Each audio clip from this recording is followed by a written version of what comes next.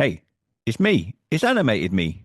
I'm your host, Andy Burrows, and it's time for another episode of Completed It. Movie reviews, pop culture, celebrity guests, and all that good stuff. Oh, and my good friend over there, Sasha Alari, is my co-host. Hey, Sach, hit the titles, brother.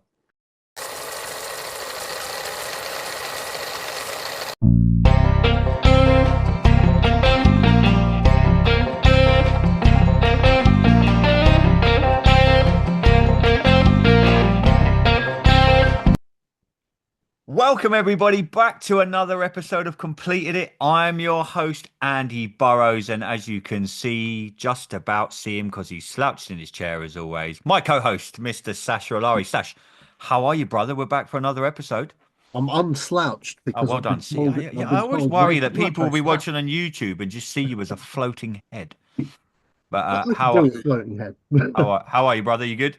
Yeah, all good, all good. Just working, cracking on with things. You know how it is. Life is life, man. I get it. I get it. Sash, we've got a very special guest today. I know a really good friend of yours, someone that is involved in the movie industry, the comic book industry, does very many things. Chris McAuley, how are you, sir? I'm all right, slightly jet lagged, but I'm okay.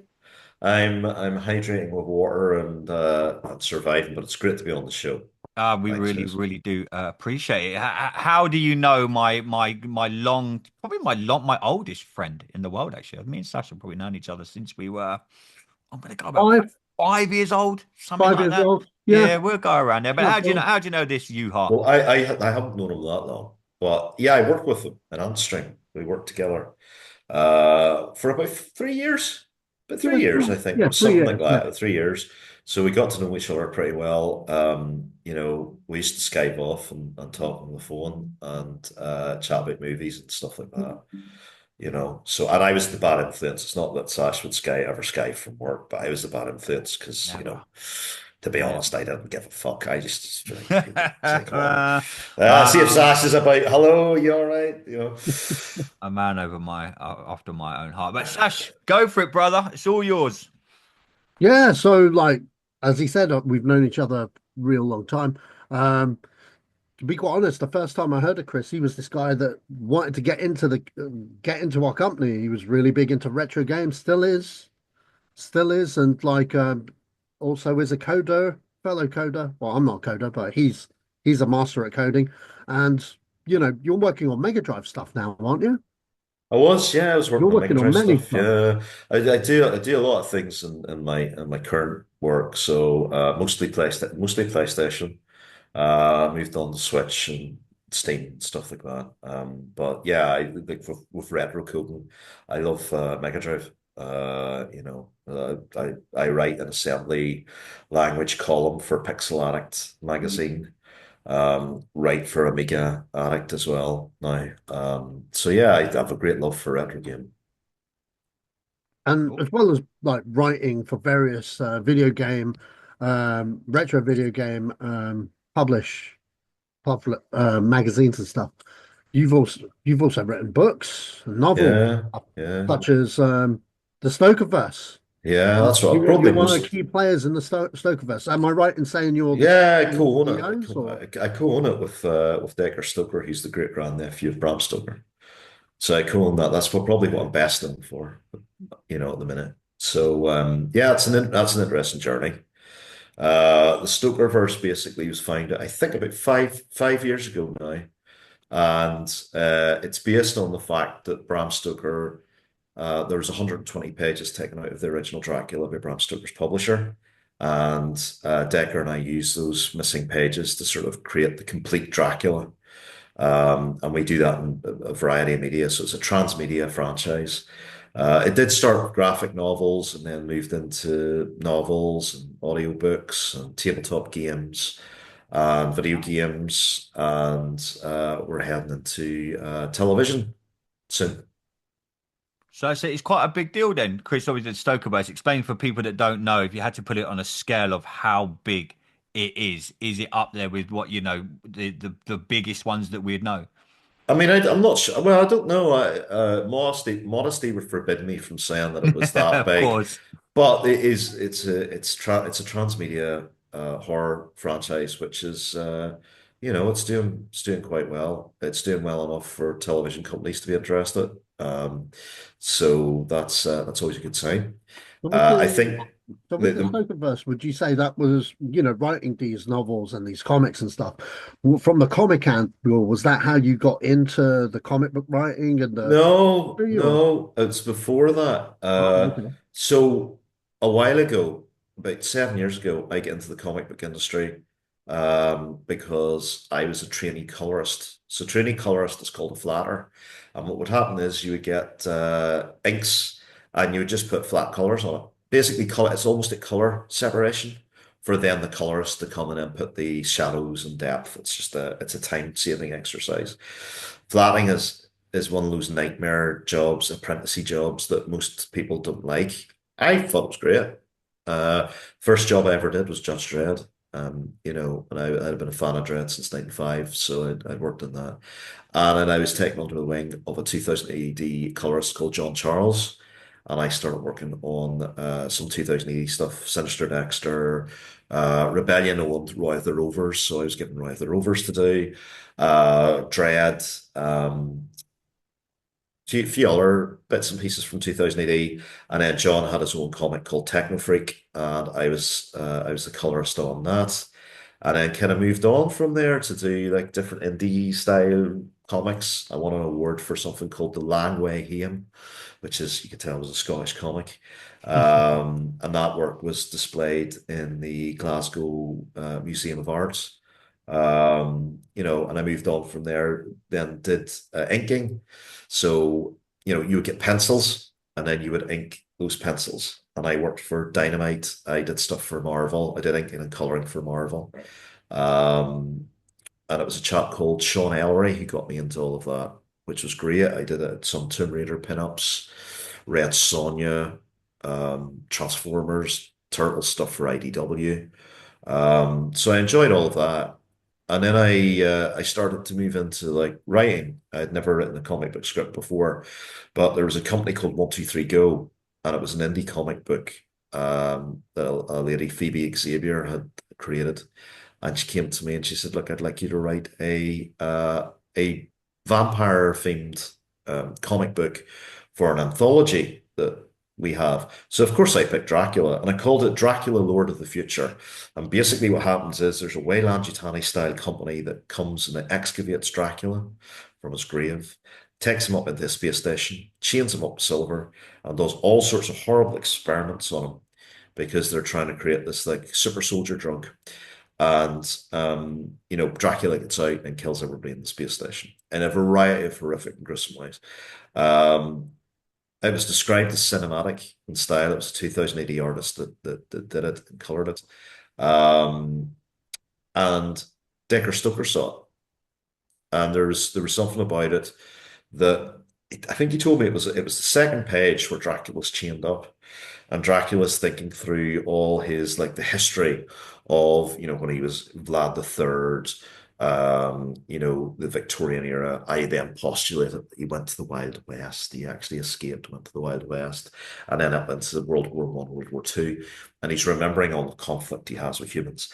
And he says something like, I can't remember the exact phrase, but it was, uh, in all his life, he had always known great violence, but never such indignity.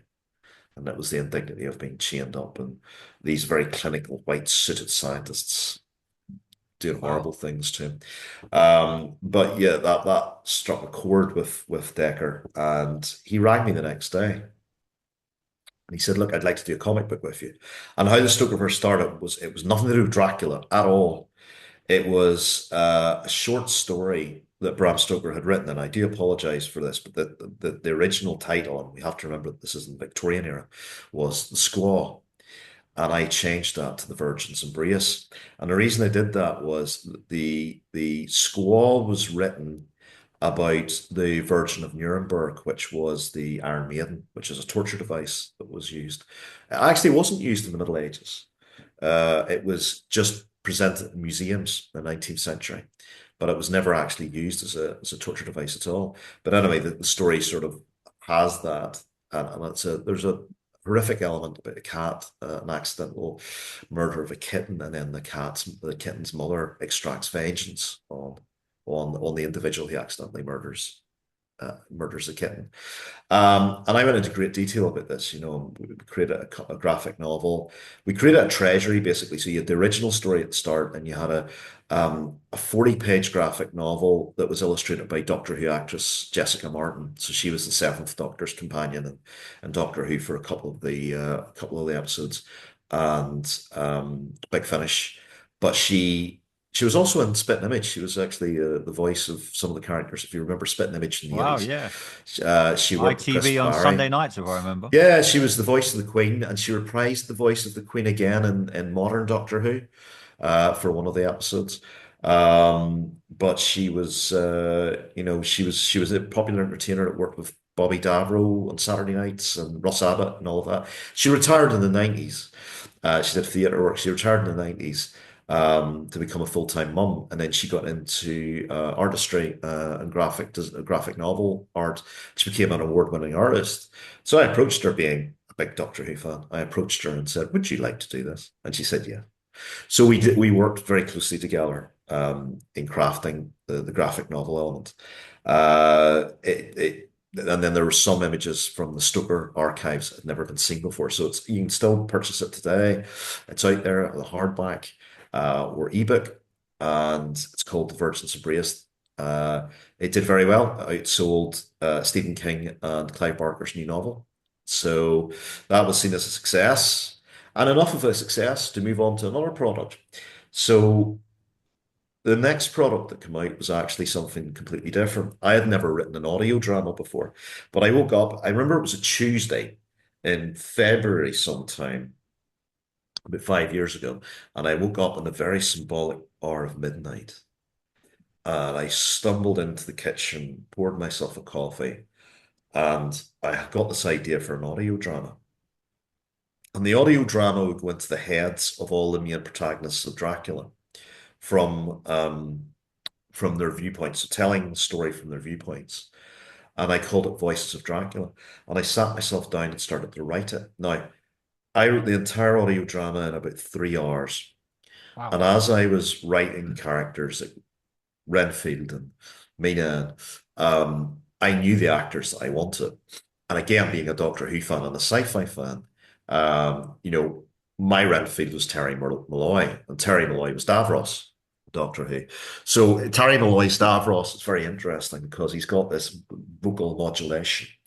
So he'd go quite low, and then he'd go into this rant, and that was exactly perfect for Renfield. Not quite that staccato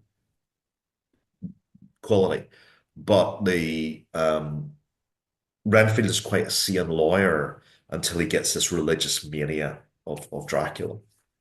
And I used Bram's notes to create these things as well. Mina was played by Jessica. So I brought Jessica in to do voice acting for Mina, and she was perfect as Mina Harker. We got for Dracula, and I never thought we would get this guy, Simon Templeman, who was Cian in Legacy of Cian, the video game series. And that was my first encounter with, like vampires really was the Legacy of Cian video game series when I was a kid. But his voice is beautiful. It's beautifully toned. And he has this ability to do an aged quality of voice with an aged timbre. And Simon, so I was sending all these scripts to these people in real time. There was no editing. It was one shot. Terry got the script.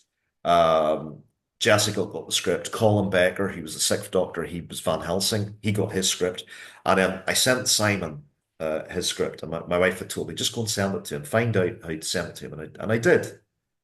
And he sent me an email. And he said, "I need to speak to you. Can I talk to you through Skype?" So 6 hours after I had written this thing for him, I'm talking to him on Skype, and he's speeding down an LA highway in a sports car. And he's chatting to me, and he pulls the car over, and he says, "What age are you?"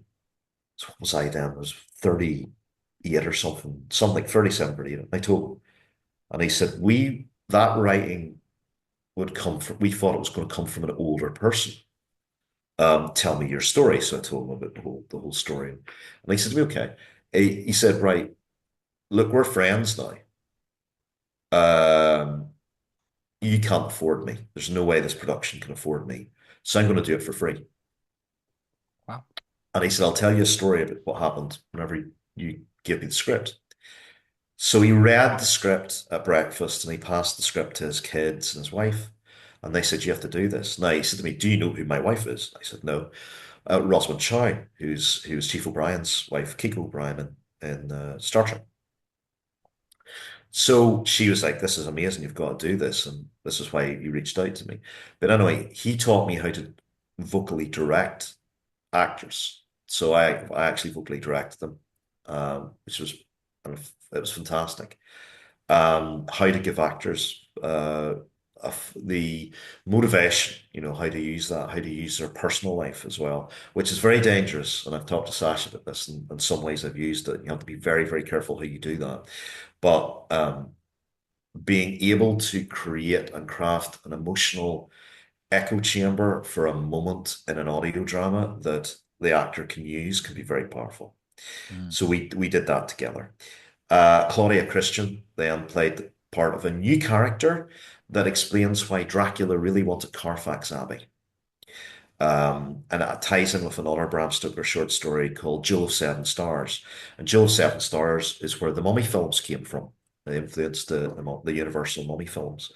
And Christopher Lee actually starred in a Hammer film in the 70s that was directly based on Jewel of Seven Stars. But anyway, we linked it in. And Decker loved it.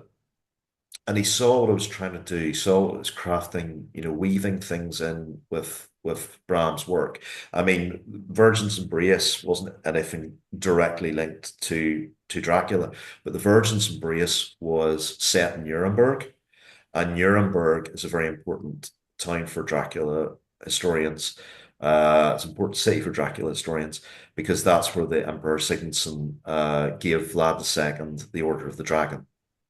And if you're eagle-eyed in one of the panels in the comic, you actually see a little plaque on the bridge that is a memorial to that. So Decker saw he was kind of crafting this thing. And the third book then was called Dracula's Bedlam. And I had never written a novel before, ever. And one of my heroes was John Peel, who had written a lot of Doctor Who books. In fact, my association with Doctor Who didn't come from the TV show because when I was growing up, it wasn't on TV. So I went to the library and just happened to pick up his Dalek Master Plan book just because I liked the cover of it when I was a kid. And, I became a big fan of John's work. So I rang John up and he said, Dracula? Oh, no, I don't want to do that. That's been done too many times. No, well, how are you going to do it? I told him that it would be set in the asylum. It would be set during Dracula, but we would have different characters. We would have a Jack the Ripper. We would have, and this is where I started the tone of the Stoker verse. I always have termed it as a gothic Hellraiser because I don't pull any punches with my horror work. And he was interested in that, and I gave him free rein to create characters and stuff like that. So it was sort of Dracula's Bedlam was sort of an anthology work. So it was a series of like 8 stories with new characters, but it was all woven into the tapestry of the original Dracula novel because I was trying to authentically extend it out. So those were the 3 prime products that started this off, and they did very well. So Decker came to me and he said, "You're trying to tie in Bram's work," and I said, "Yeah." And he said, "So why are you doing this?" And I said, "I'm trying to create this universe." And then I just come up with the whole term Stokerverse, and it stuck. And then we got in with an RPG company, Nightfall Games, and they did the RPG. They did a quick start RPG, which was a continuation of the original novel, where you could play as one of the main heroes. Um, that was illustrated by Clint Langley, so a lot of comic book guys know Clint Langley from Slain in 2000 AD, and if you're a Warhammer 40k fan, he is the Warhammer 40k artist. And Clint became absolutely obsessed with my work. He became obsessive about the Stoker verse. We did the core book then. I wrote the core book. having never written an RPG before. And there's a common theme here. I'd never written a comic book before this. I'd never written an audio drama. I'd never written a novel. Never written an RPG before. The RPG became a smash hit, and there's now 7 add-on books. Wow. I've penned 4 of them, and then a couple other writers have worked on. There's another one coming out by the end of the year about Dracula's castle. Um, so Clint has illustrated all of those. And then we moved into miniature wargaming, a bit like Warhammer with Hmm. crooked dice. And I wrote sort of the rule, again, never done any of this before, but wrote the rule set for that. And Decker and I helped craft the characters. So I think there's 120 novel models in that set so far, and more to come. And we made the decision that you could also download the STL files if you had a 3D printer, and you could print them yourself if you wanted a slightly cheaper, option. That was then, we were in miniature, was it Miniature Wargaming Monthly? We became Game of the Month for that, and it went everything went very well, great, went brilliantly, and then we got approached by a video game company and they wanted to do a video game for the Stoker Verse, which is kind of a retro-based game that's coming out for actually it's strangely enough is coming out for something called the oh trying to think of the name. It's based on Game Boy Advanced architecture, but it's the new system from Palmer Luckey, who created the Oculus. Hmm. Um, I'm actually going to look up. This is terrible. I don't remember this, but um,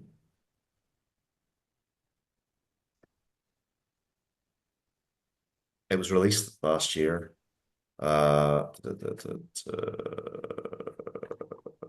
Chromatic, the Oh, Chromatic. So there's the Chromatic plays classic Game Boy Advance games, and then it will play newer games like the Stoker Verse game.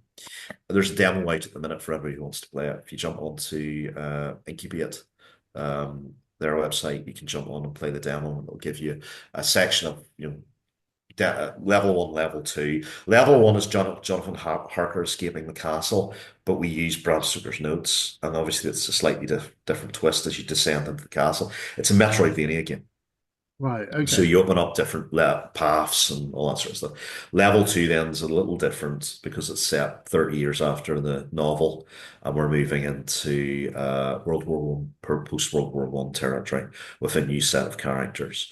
Um, I think actually level 2 is the Psalm. You can play through parts of that. And you get to swap characters as well. You can swap through various characters that have different abilities. So that's the video game. And then we were approached by several television companies last year.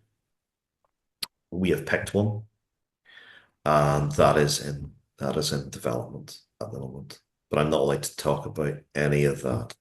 And we have we've our comic book series, Dracula Return, the third issue's coming out this year.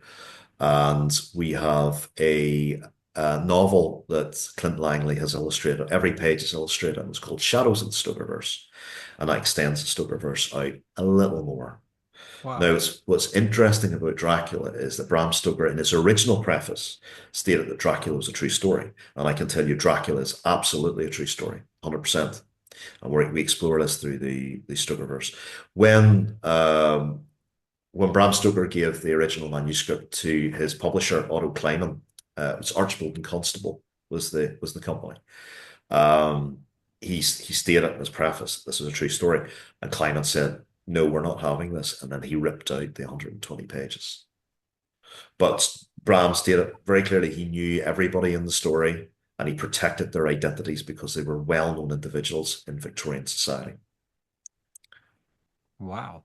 Chris, when you're doing something like a Dracula, obviously, like you mentioned earlier, it's like a story that's been told. How Yes. hard is it to keep adapting that story, but making sure you keep things relevant? You always want to like with like movie. We talk a lot of like superhero movies and stuff like here. You always want to stay true to what people know, But how difficult is it for you when you're doing these kind of things to still move that like character kind of forward, It, but still be yeah, true to what everyone, because everyone's there for a reason. You hear the yes. word. How hard is that for you when you have to kind of Well, adapt that? here's the thing. When I first started this, people were saying, "Well, you've got to have this authentic voice. You've got to write like Bram Stoker. You've got to." And I tortured myself with that for all of about probably the first 2 weeks of writing this, and then I said, "Look, fuck it. I can't write like somebody else." Mm. So I didn't. I didn't try and write a direct. There's people who write Dracula and they do it very well and they do it in the voice of Bram Stoker. I don't want to. I personally don't want to do that. I don't really write gothic horror with Stoker Verse. It is a lot more visceral. It's more 30 Days of Night Hmm. meets Victorian horror. And I think that's what Stoker was going for. Stoker, like I mean, we have really watered Dracula down in the movies. Coppola's film particularly watered it down. I mean, it didn't follow the novel at all. It's a beautiful visual spectacle. But whenever you hear silly lines like, I have crossed oceans of time to be with you, nonsensical lines like that. Dracula is a feral predator. He is not coming to England for a booty call. He doesn't care about these women. He's coming to England to take them for the Victorian Empire. Very clearly, he states that, and that's his heritage. Dracula also was not based on Vlad III. That was a construction that Coppola really created, um, or added to. The original title of Dracula was actually The Undead. And again, Bram Stoker's publisher said, no, you need one name, one title, and that's what stick.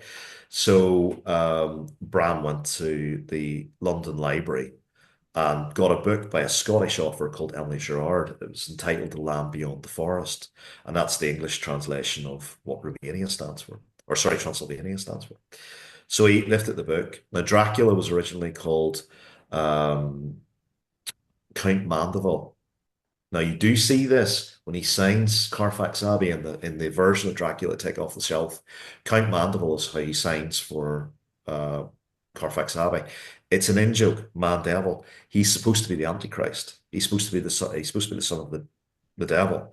Right. So whenever Bram Stoker opened up the book and saw Dracula, the son of the dragon, he went, "That's it. I'm going to use that." And that's how the Dracula title was actually created.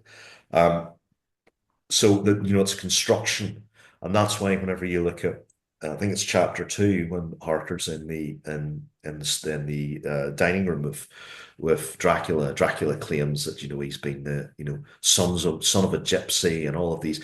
It's a very strange lineage, but it's not a straight lineage from uh from the from Vlad the Third at all, because he talks about being um part of like the gypsy clans and all of this kind of stuff. Now he does Mm. talk about being a conqueror and all of that, but that's all part of the mythology of that Stoker put in there. So look, I use all of that. I use Bram's notes. I use Decker's family insight. I try and keep it as close as I can to it. I don't torture myself with it. And as each iteration of product, moves forward, I've got to move forward in a timeline.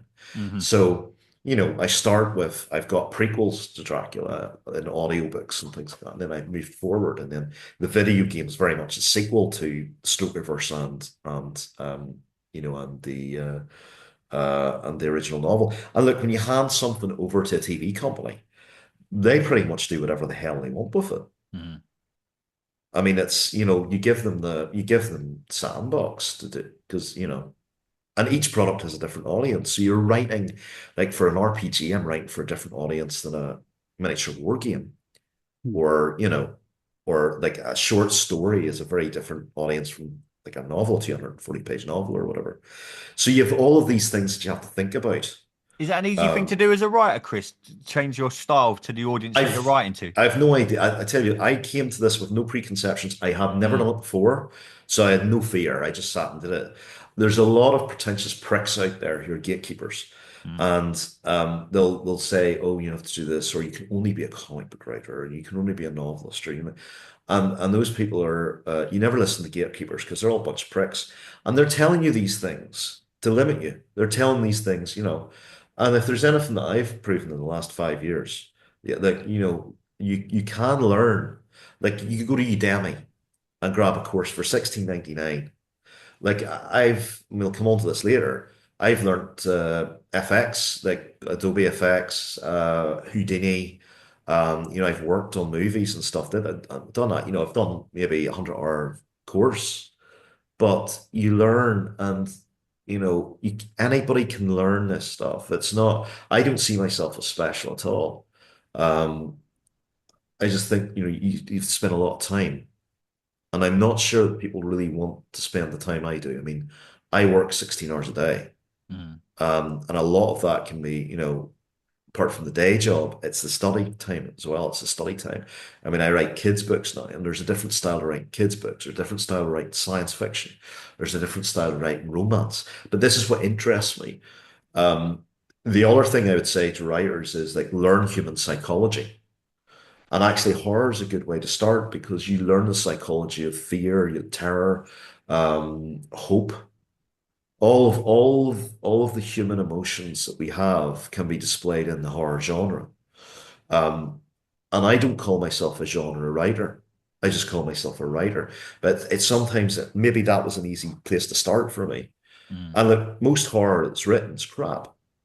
So I mean, there's not a there's not a high bar there for literature. I mean, Sash knows this. I detest slasher films. I mean, I get their appeal. I get it, but I detest them. It's very boring.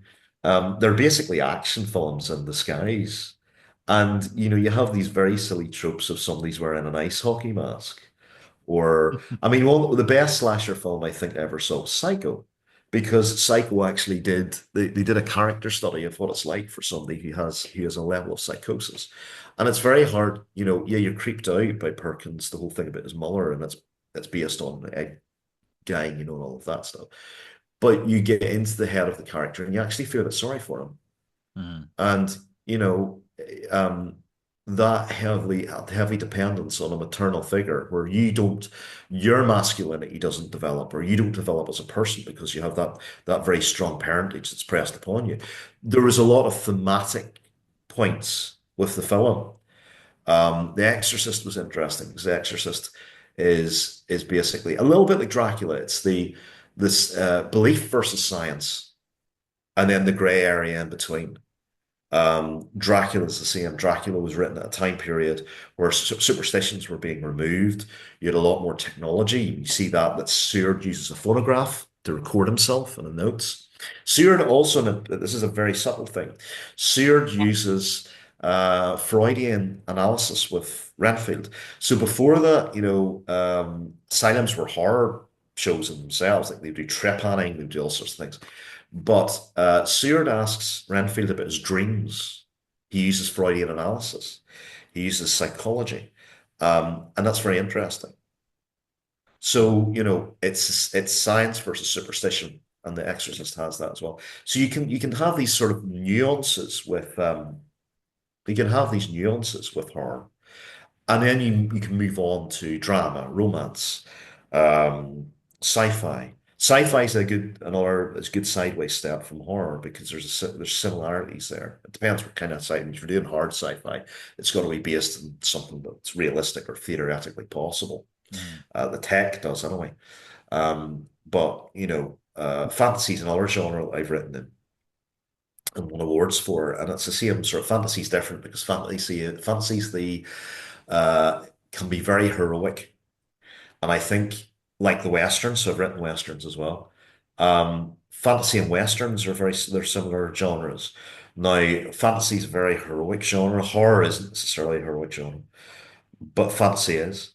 The Western trope is probably the last stage for authentic masculine stories to be told. Wow. It is the last stage for that.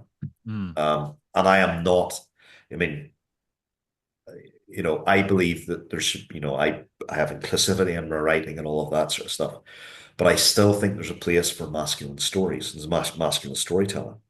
You have revisionist Western stories that happen with Sam Peckinpah's stuff in the 70s, and that then in Western literature, that's kind of been reflected as well. Mm. Um, I've written I think it was called The Frontiersman's End. It's an audio drama as well. It became an audio drama. And it is sort of that hyper masculine bullshit, but not just that. It's the desolation of the soul, because it is the West is a desolate place. And again, this goes into, instead of the John Ford Westerns, you have the Sam Peckinpah stuff where there is a desolation there of nihilism. Uh, there was a John Wayne film that I did that Bruce Boxleitner got me to watch, and actually Boxleitner's character in Dark Legacies was kind of based on it, because Boxleitner gave me his top 5 westerns and we talked through them. I can't. It's one where John Wayne isn't a hero. So this jet lag's just getting to me now, and it's going to really That's all right, annoy mate. me. Nah, no problem. But there's it's a John Wayne. I have to Google this now. And it was actually John Wayne was a racist in it. It was pretty. It was a real Searchers, Oh yeah, Searchers, the searchers. Yeah. Searchers, and it was his portrayal of the character Ethan. So Ethan comes back from the Civil War with PTSD, and I think it was his stepson or something like that was half Cherokee, and he's very hard on him, and there's that level of racism and stuff. And then his niece gets kidnapped, and then he goes after the niece, and all his racism comes out in it. But there's a strange form of redemption at the end, whenever he rescues his niece. Um, but you have like Western and fantasy, I see, is quite similar, and then you can move on then to drama, because once you understand those kind of things, then you realize actually there's no such thing as genre. All there is tropes, and then you can subvert tropes and then turn it into drama, any form of drama you want. So this is my sort of analysis of literature that I've had for the last 5 years of just like jumping about and looking at things. Wow. Chris, can I just ask you about the comic book writing as well? I mean, Yes. I'm a huge comic book fan. Drives my wife mad doing every time the postman turns up with another comic book that I've bought. What is the process for comic book writing? I mean, we've been very lucky. We spoke to like actors and they'll talk us through the process of, you get the script, yada, yada, you have to learn, and you go through a process. And what is that process like for a comic book writer? Do you get given certain things and they're like, right, Chris, we want you to hit on this, this, and this? Is there like a timeline? Is there like an arc that you have to follow? Like from the start to the finish as a comic book writer, how different is the process to writing comic books than it would be, say, like all the other books that you've done? Um, I'm a very visual writer, always have been, even in prose. So it always starts with visuals for me, and I can see it. I can actually, it's very hard to describe it, but I can see it in my head. It's almost as if it's a cinematic movie playing out in my head in Mm. still shots. But it takes me usually about an hour to write a 30-minute comic script, Wow. because I can see it. And sometimes I see it as I'm writing it. My process is different. I mean, my first mentor in comics was Pat Mills, who created 2000 AD. And like Pat and I had the great fortune of actually interviewing Pat about 3 weeks ago about his new comic, which is a sequel to Charlie's War, Ragtime Soldier. But Pat started me on comic books, and he got me to study comic books. And Pat's a tough, hard-out bastard, right? If you know anything about Pat Mills, there's so many stories about Pat Mills. But Pat taught me how to write in the trenches. He taught me how to think about writing. He taught me how to think about the characters in comic books. He taught me how to think through the visuals of it. So I see it all as snapshots in time, and then I just sit and I write what I see in my head. That's all writing is. Mm. You're writing what you see in your head. Now, sometimes I'm trying to think of a good example. Or there's a comic that I've written now. It's a historical comic that's based in the Japanese Edo period. So what I've done is I studied some Japanese. I studied some Japanese literature. I looked at some of the Japanese films to get to get it right, and I read a lot of books. I do a lot of research before I write anything. And I Hmm. think that's really important as well. So that was actually a plot line that I had to plan out because I had to make sure that there was a level of historicity and authenticity there that went through the four comic art. And I'm very lucky because the illustrator lived in Japan for over 2 decades. He's a martial arts expert. He trains martial arts, and he's an expert in Japanese history and Japanese. So there's a bit of a partnership goes on, but he did pay me the ultimate compliment that the writing style was Japanese, that he could see it flow. Um, so that's part of a process for one comic. For Dracula, it's slightly different because I have to have an agreed arc with the Stoker family, Right. and maybe some of my work is a little bit too violent for the Stoker family, so then it gets pulled back a little bit. So there's things that get pulled back then, and I have to work within that context. So that'll be something, that's a writing collaboration and the give and take that you have there. Dark Legacies, anything goes. I don't know if you've seen Dark Legacies, but page 5, we've somebody just getting ripped apart. Mm. Um, and that's great. But the other problem is that what we have, you've got the artist as well, and you've got to look at an artist's strengths and limitations. So you write as a writer to the artist's strengths if you're wise. You do not get a artist to try and do something that they can't do, unless you have an agreement with the artist that they're wanting to move out of their comfort zone and do something slightly different. And that's a different process. I have done that, and that's where you get the pencils first, and you look through the pencils, and you look through the storyboarding processes. But you would have to be very confident that that artist could tell a good story, not just be shit hot at anatomy and all those bits and pieces. The most difficult thing for an artist to draw is actually a horse. Really? Really? Yeah, it's actually the most difficult thing, to draw as a horse, and getting the horse anatomically correct, and like the perspective and all that kind of stuff. I mean, I'm an amateur. I would call myself an amateur artist. I mean, but you've got the masters. I've worked with Stas Johnson, Glenn Fabry, Clint Langley, obviously. I've worked with some of the masters of art, and I've learned a lot from them. But I understand their processes. So if you're writing a comic book, you learn about the artist, their style, all of that kind of stuff, um, and then you write to that. I actually started off as an artist. Do you think you told me that? I Yeah, yeah, remember at school, if we ever wanted any drawing done, there was only one man yeah, we asked, and that's that guy right there. He's an yeah, absolute. yeah. I told how many years I won't be I've telling you. not He's an done, absolute.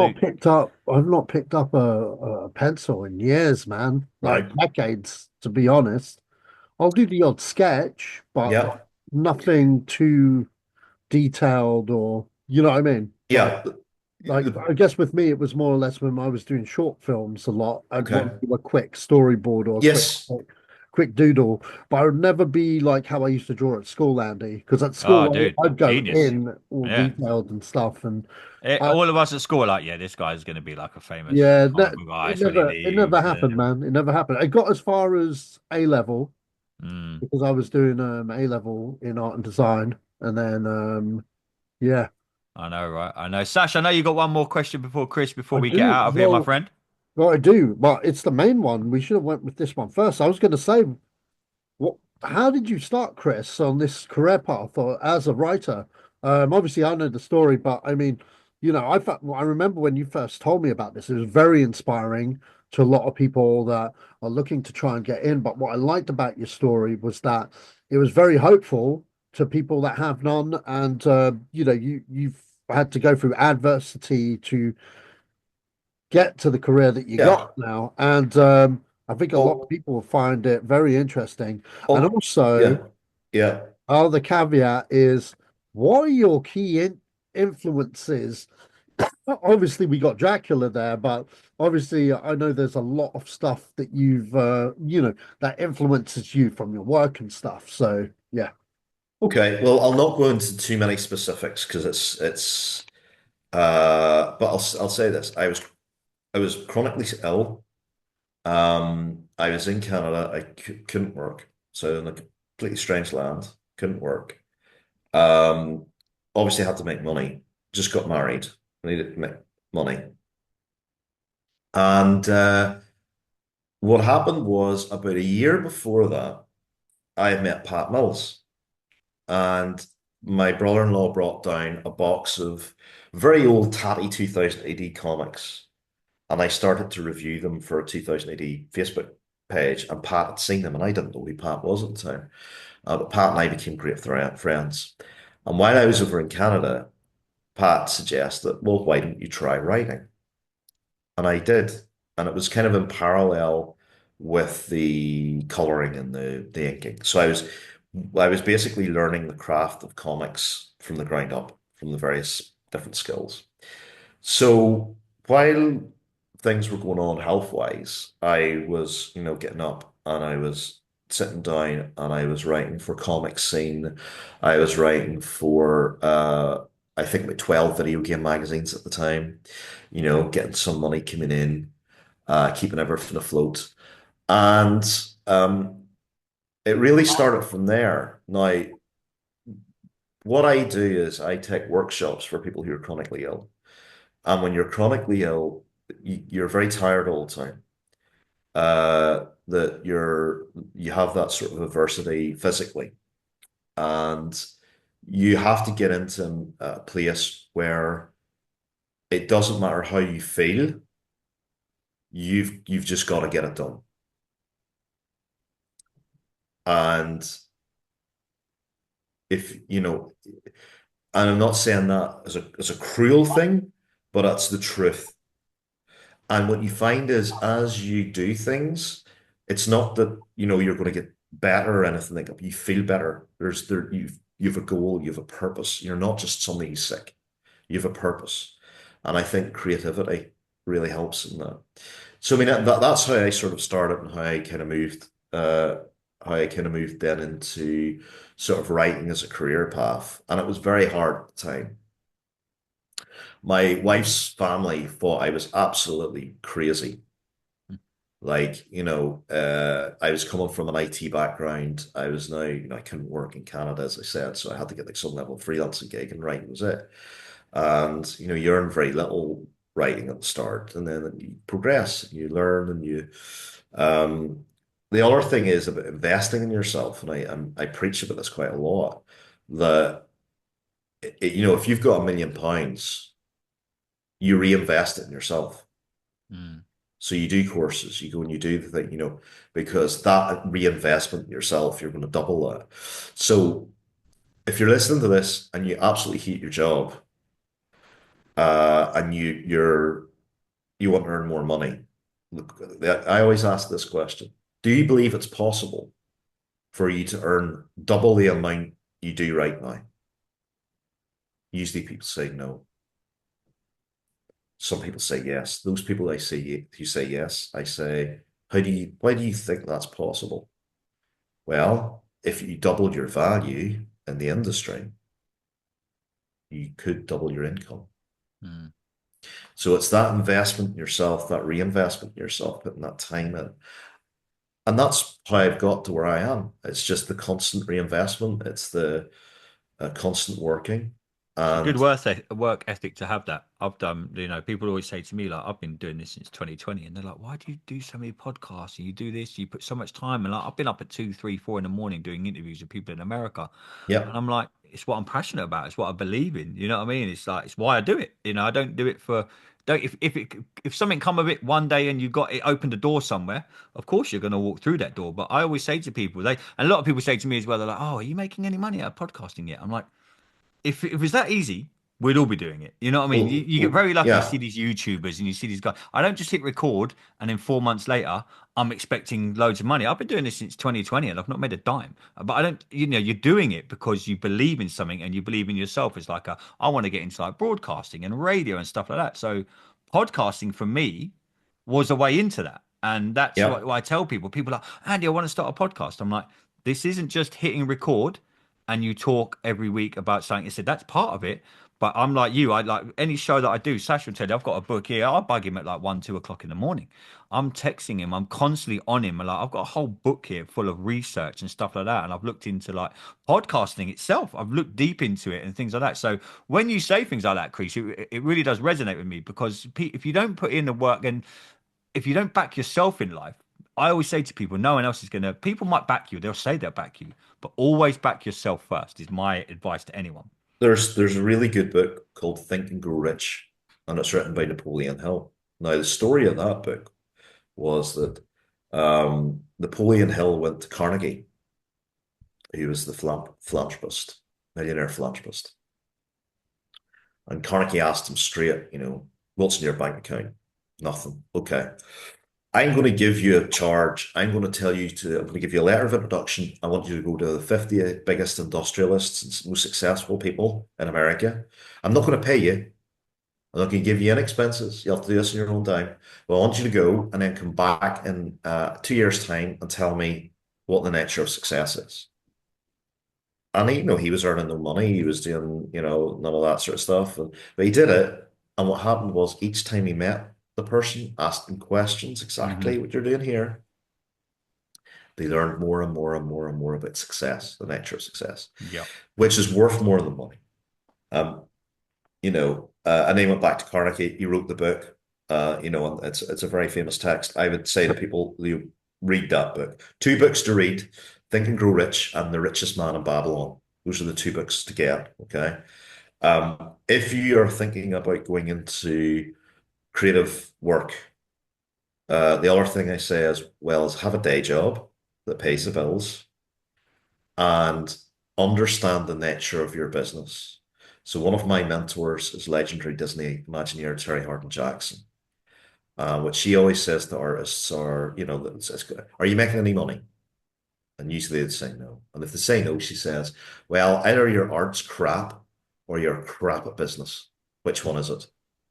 Todd McFarlane told me to study not just the language of your art, but study the language of business. Because when you go in to sell your art, you're going in to talk to people who have no idea of art, but they know about business. Yeah. And that's what I've done with the Stoker Verse. That's how I've been able to get into the transmedia stuff with Stoker Verse and Dark Legacies and get into films and all of that. I know the language of the art, but I also understand the language business. Wow. Chris, it's been amazing to spend Thank you for having me on. with you, my friend. Honestly, we'll get you back on. There's so much more that we can get into. I understand. Obviously, you're a very, very busy man, but when you do have another spare hour or so, we'd love to get you back on our show, my friend. And I hope you've enjoyed your time with us, my friend. I have. Thank you very much for having me. Much appreciated. No problem, my man. No problem. Sash, we're going to be back later in the week. We've got a show. I think we've got shows dropping every day this week and next week as well that are already in the can. So, I'm always thinking, Sash. I'm always thinking. But if you want to check out our stuff, you can go onto YouTube, type in Completed It Podcast in the little search bar at the top. Click the search button and that little logo behind me will come up. Click like, subscribe, all that good stuff, all that stuff that helps us out. But this has been another tremendous episode of Completed It. I've been your host, Andy Burrows. Till next time, everybody, stay safe.